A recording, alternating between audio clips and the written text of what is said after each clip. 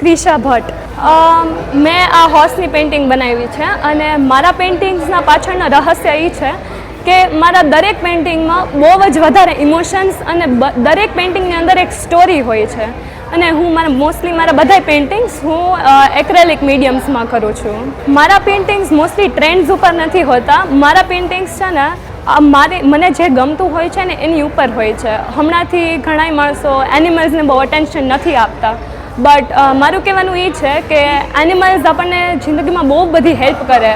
આપણે એમ લાગતું હોય ને એના કરતાં વધારે આપણે એનિમલ્સ ઉપર ડિપેન્ડેડ હોય છે અને my paintings are a tribute to all the animals who go અનનોટિસ્ડ।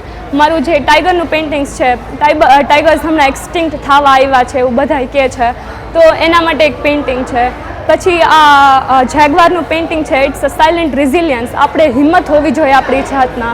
અને હોર્સનું પેઇન્ટિંગ મારું એ રિપ્રેઝેન્ટ કરે છે કે મારા અંદરની એટલે માણસની અંદરની ઇમોશન્સ શું હોય એ બહાર તમે દેખાડો નહીં તોય આપણી અંદર જે કંઈક અલગ હોય એ રિપ્રેઝેન્ટ કરે છે।